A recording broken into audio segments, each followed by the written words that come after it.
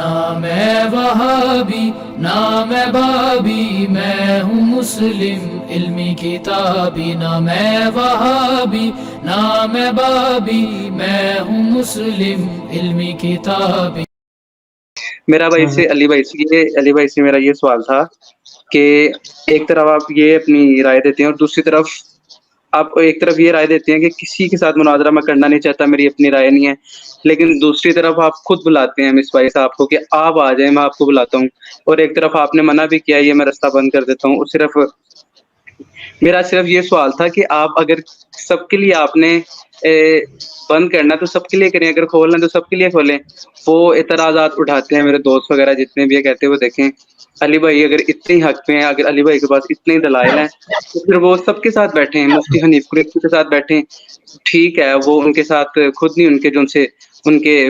حنفی حضرات مانتے، بٹ وہ مناظر تو ہیں نا، کہتے پھر ان کے ساتھ بیٹھیں، اس کے بعد مفتی راشد نبوت کے ساتھ بیٹھیں، جتنے بھی مناظر ہیں وہ یہ اختلاف اٹھاتے ہیں۔ میرا سوال سمپل یہ ہے کہ علی بھائی اگر یہ کہتے ہیں کہ میں کیا نا مناظرے کا کوئی حل نہیں ہے تو یہ پوائنٹ اپنا رکھیں کہ کسی کے ساتھ نہیں بیٹھنا، یہ نہیں ہے کہ وہ پھر یہ اٹھاتے ہیں کہ کیا نام ہے یہ کمزور بندوں کے ساتھ بیٹھتا ہے، اس کو پتہ نہیں ہے کیا نام ہے، جس کو پتہ نہیں اس کو کہتا ہے کہ میرے ساتھ بیٹھ جائے۔ تو یہ میرا سوال تھا ان سے، یا آپ نے اگر بند کرنا ہے سب کے ساتھ نہ بیٹھیں، یا اگر بیٹھنا ہے تو سب کے ساتھ بیٹھیں۔ سوال نمبر 19 ہے انس بھائی کا، انڈیا سے پوچھتے ہیں، آپ کہتے ہیں کہ مناظرہ کا کوئی حل نہیں ہے اور مناظرہ کوئی حل نہیں ہے، اور دوسری طرف آپ مصباحی صاحب کو بلاتے ہیں تو میرے دوست اعتراض کرتے ہیں کہ بٹھانا ہے تو کسی اسٹرانگ بندے کے ساتھ بیٹھنا ہے تو جی دوست آپ اس لیے اعتراض کرتے ہیں نا کہ آپ دوستوں کی باتیں سنتے ہیں نا، جس طرح کافر ملکوں میں مسلمان کہتے ہیں جی یہود و نصارہ اعتراض کرتے ہیں، بھئی کریں گے، تم نے قرآن پڑھا ہی نہیں ہوا، جب تمہیں پتہ ہی نہیں ہے تو تم سے وہ قرآن کے بارے میں کوئی ایسی بات کریں گے تو تمہیں تو پتہ ہی نہیں ہوگی کہ قرآن کا تو مقدمہ تم نے سنا ہی نہیں ہوا،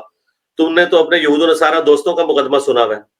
ادھر یہ بھی بھائی جو یہ بات کر رہے ہیں ان کو یہ پتا ہونا چاہیے کہ ان کے کہنے پہ نہ کریں، آپ وہ پوری میری گفتگو سنیں میں نے کیا بات کی ہے، میرا مقدمہ اپنی جگہ پہ ہے، میں نے پہلے دن سے یہ بات کی ہوئی ہے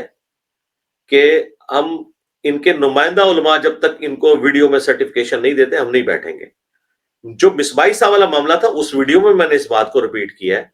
کہ مصباحی صاحب اور مفتی طارق مسعود صاحب یہ دو بندے ایسے تھے جن سے میں 5-6 سال پہلے ایک کمٹمنٹ کر بیٹھا تھا، اور اس میں سے جو طارق مسعود صاحب والا ایپیسوڈ ہوا وہ تو آپ لوگوں کے سامنے ہے۔ تو مصباحی صاحب کو میں نے اس ویڈیو میں کہا تھا کہ چونکہ میں نے آپ سے پہلے اس زمانے میں ایک کمٹمنٹ کی ہوئی تھی لہٰذا میں آپ کو یہ فیور دیتا ہوں اس کمٹمنٹ کی وجہ سے، نہ کہ یہ کوئی نئی آفر دی ہوئی ہے۔ تو اس کو اس طرح توڑ موڑ کے پیش کرنا میرے بھائی، اس طریقے سے اگر آپ توڑ موڑ کے پیش کریں نا تو قرآن پاک میں بھی آپ اس طرح کی کئی چیزیں نکالیں گے جو دو مختلف جگہ پہ دو مختلف باتیں ہوئی ہوئی ہیں، حالانکہ ان کو جمع کر کے کوئی رزلٹ نکالنا چاہتا ہے۔ مثلاً قرآن پاک میں کئی جگہ جب قوم لوط کی تباہی کا ذکر ہوا ہے تو اس میں اللہ تعالیٰ نے کہا کہ ہم نے جو ہے وہ لوط علیہ السلام کو کہا کہ ہم تمہیں اور تمہارے گھر والوں کو نجات دیں گے سوائے تمہاری بیوی کے، لیکن قرآن میں کئی جگہ پہ یہ بھی آیا کہ اللہ تعالیٰ فرماتا ہے کہ ہم نے قوم نوح کو تباہ کر دیا اور ان کے گھر والوں کو اور حضرت لوط کو بچا لیا، اور اس میں بیوی کا ذکر ہی کوئی نہیں ہے۔ دوسری جگہ پہ آتا ہے کہ بیوی وہ تھی جو کہ نہیں بچائی گئی، اور ایک جگہ پہ آیا کہ ان کے گھر والوں کو بچا لیا گیا۔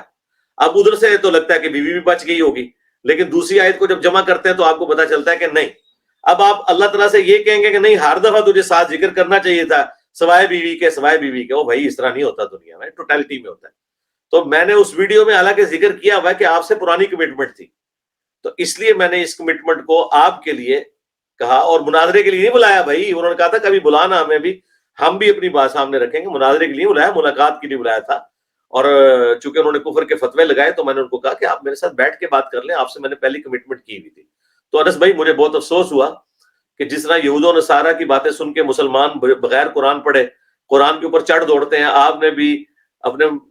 دوسرے دوستوں کی باتیں سن کے میرے بارے میں بات قائم کر لی، اور میری بات آپ نے سنی تک نہیں ہے۔ آپ پوری گفتگو تو سنیں۔ اور یہی حرکت کی ہے وہ ہمارے ایک بھائی نے، اویس ربانی نے بھی، اس نے بھی یہی حرکت کی کہ اس نے پکڑ کے پوری ویڈیو بنا دی ہے، ساری غلطی اس سے ہوئی ہے۔ پھر میں نے اسے فون پہ ڈانٹا، میں نے کہا یار تم نے یہ کیا حرکت کی ہے؟ تو وہ کہنے لگا نہیں وہ یہ میرا خیال تھا اس میں سے۔ میں نے کہا یار میں نے پورا خیال کلیئر کیا، تم نے اپنا لقمہ میرے منہ میں کیوں ڈالا ہے؟ میں نے کب یہ بات کی ہوئی ہے؟ تمہیں پتہ ہے کہ میں نے یہ کہا تھا کہ اس سے پرانی کمٹمنٹ تھی, میں اس طرح نہیں کسی کے ساتھ ملتا, تو تم نے جان بوجھ کے اپنا لقمہ میرے منہ میں ڈالا. تو میں نے اسے فون پہ کافی ڈانٹا تھا اس واقعے کے اوپر کہ تم نے جو حرکت کی. میں نے تو ڈانٹنے پہ اکتفا کیا اور کوئی ویڈیو نہیں اس کے اوپر بنائی. اور یہ بھی چونکہ ابھی آپ کا واقعہ آیا تو مجھے اس سے ذہن میں آ گیا کہ یہ ساری شرارت اس کی وجہ سے ہوئی. لیکن جو انہوں نے دوسرے مفتی کا یا مفتیوں کا ذکر کیا, انہوں نے تو پکڑ کے وی لاگ بنا کے ویس ربانی کے ساتھ جو کچھ کی ہے وہ ان کو اب میرے خیال ہے روحانی طور پہ آرام بھی آ گیا ہوگا, انہیں پتہ چل گیا ہوگا کہ انجینئر میں اور باقی لوگوں میں کتنا فرق ہے. اور اس میں وہ ویس ربانی کے ساتھ جو کچھ انہوں نے کیا وہ جسٹیفائی ہیں وہ لوگ کرنے میں, کیونکہ وہ خام خواہ میرے بھی آپ کے اوپر کمٹمنٹ کر رہے ہیں. میں نے کبھی کسی کے ساتھ کیا کمٹمنٹ کی ہے مناظرے کی؟ کبھی نہیں کی ہے الحمدللہ. تو یہاں پہ بھی نہیں تھی. میں نے کہا تھا کہ وہ آپ سے پرانی بات ہوئی تھی کہ آپ نے کہا تھا کبھی بلا ہمیں, وہ 2016-17 میں نے کہا تھا چلے آپ آ جائیں یار, آپ سے بات ہو جائے گی. تو وہ کمٹمنٹ میں نے اپنی, یہ میری شرافت ہے کہ میں نے پرانی کمٹمنٹ والی بات قائم رکھی ہوئی تھی, اس عہد کو میں نے اس کی پاسداری کی ہے. یہ کوئی نئی آفر نہیں تھی, یہ ذہن میں رکھیے گا. لیکن وہی میں پھر بات کروں گا, آپ کو برا لگے گا, لیکن میں یہ بار بار اس لیے بات کر رہا ہوں کہ مجھے دکھ ہوا کہ آپ نے 2-3 مختلف سیشنز میں آ کے یہ سوال رکھا, اور مجھے بڑا افسوس ہوا کہ آپ لوگ اپنے استاد کی بات کو پورے طریقے سے سنتے نہیں ہیں.